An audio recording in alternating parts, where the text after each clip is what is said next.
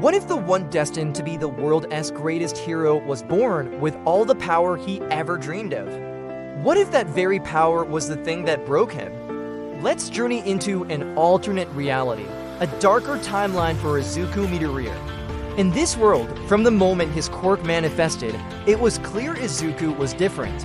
He didn't just have a quirk, he possessed something cosmic, something terrifyingly powerful. He could manipulate reality itself, bending matter and energy to his will. The doctors called it Genesis, the ability to create and uncreate. Everyone, from his tearfully proud mother to the awestruck doctors, saw a future symbol of peace, a hero who would dwarf even All Might. But power, especially absolute power, is a heavy burden for a small child. Other kids didn't want to play with him, they feared him. A simple game of tag could end with a friend accidentally being phased through a wall. His attempts to be gentle were clumsy, his control fragile. The whispers followed him everywhere. Monster, he's too powerful. What if he loses control? The boy who once idolized heroes began to see the fear in their eyes when they looked at him. His childhood friend, Katsuki Bakugo, was the first to truly challenge him. But Bakugo's explosive pride was no match for Genesis. In a heated childhood argument, Izuku, frustrated and hurt by Bakugo's taunts, wished his friend would just disappear. For a terrifying second, Bakugo flickered, his body turning translucent. The sheer terror on Bakugo's face wasn't something Izuku would ever forget. That day, Izuku learned that his power wasn't a gift. It was a curse that isolated him, turning his closest friend into just another person who feared him. He isolated himself, spending years trying to master his quirk, not for heroism, but for control. He studied physics, biology, and quantum mechanics, anything to understand the infinite power raging within him. He saw the world's flaws with painful clarity. He saw heroes who were more concerned with fame than justice, a society that celebrated brute force while ignoring the systemic rot beneath. The hero society he once worshipped seemed like a hollow facade, a lie built to placate the masses.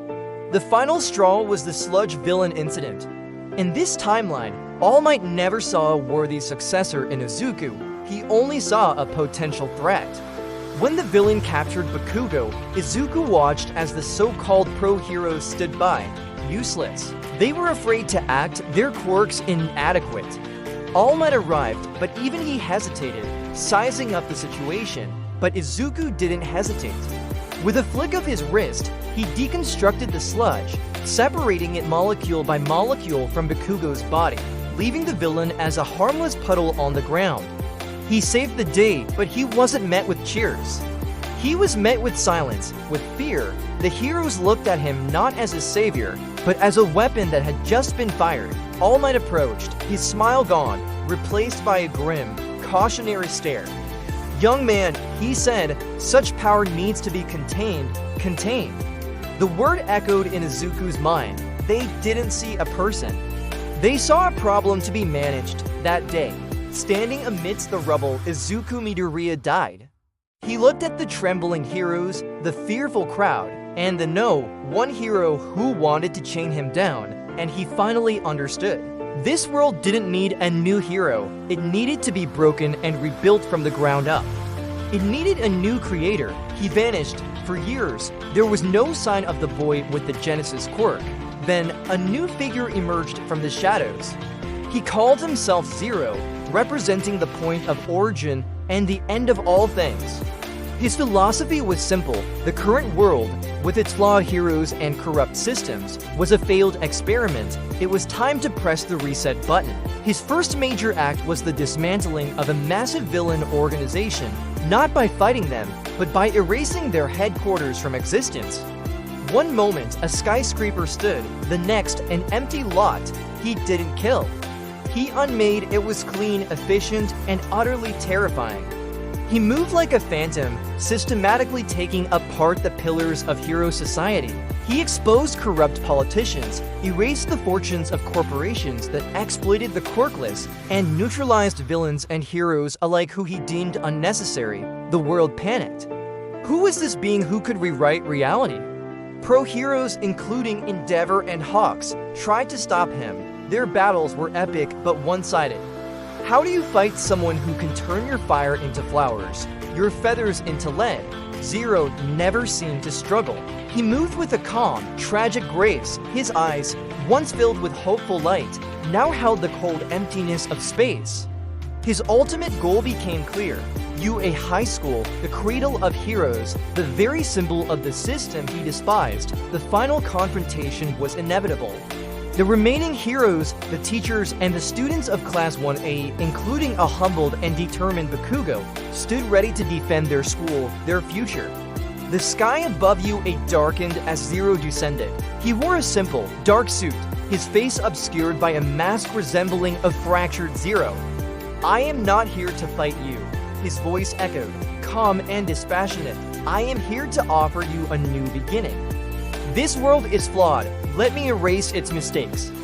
Let me start over." Bakugo stepped forward, his hands crackling with explosive energy. "You're just running away, Deku," he roared, the old nickname a desperate plea. "You were scared of your own power, so you decided to blame the whole world for it." For the first time, Zero paused. Through his mask, his eyes met Bakugo's. "You call this running?"